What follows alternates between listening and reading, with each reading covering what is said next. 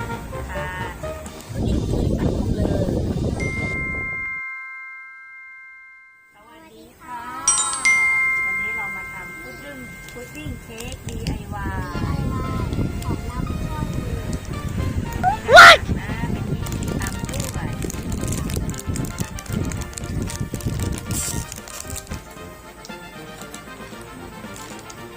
ในนี้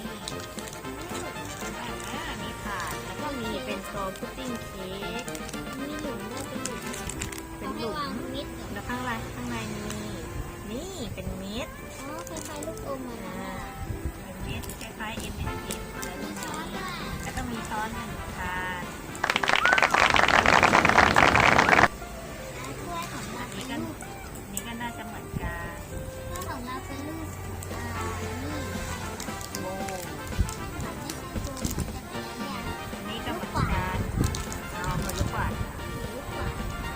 ตัวที่ไหนมันใหญ่รูปเป็นรูปเล็ก เหมือนกัน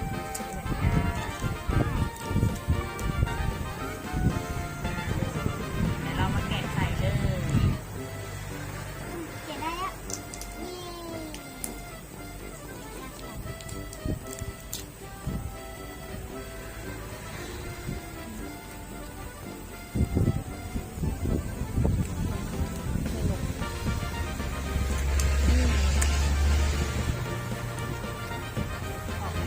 นี่นะออกมา เอาช้อนมาอันนี้ อ๋อพลาสติกวางอยู่ อันนี้ออก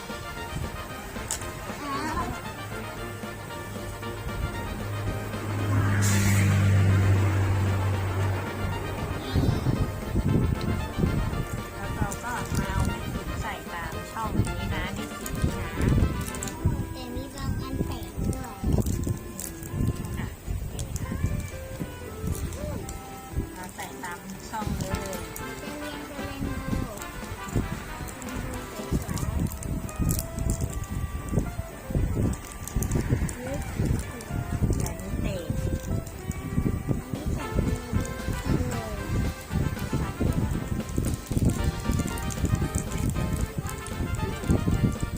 เป็นแบบนอกมันเคลือบสีแต่ข้างในมันหยาบช็อกโกแลตอร่อยมาผิดสีมันเป็นอย่างนี้ คุณแม่มาแต่ง ของแม่เป็นอีกแนวไง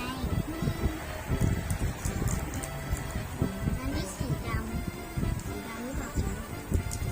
เพราะว่าสีเขียว มีแต่ว่าทีมงานอยู่ในนั้นล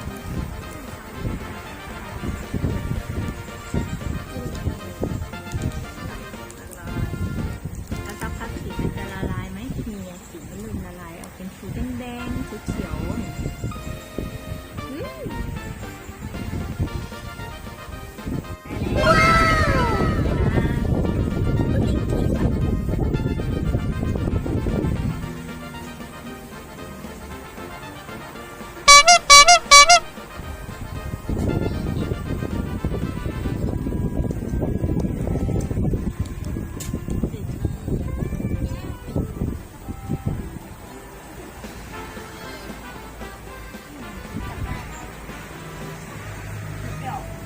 ได้เปรี้ยวหวานช็อกโกแลต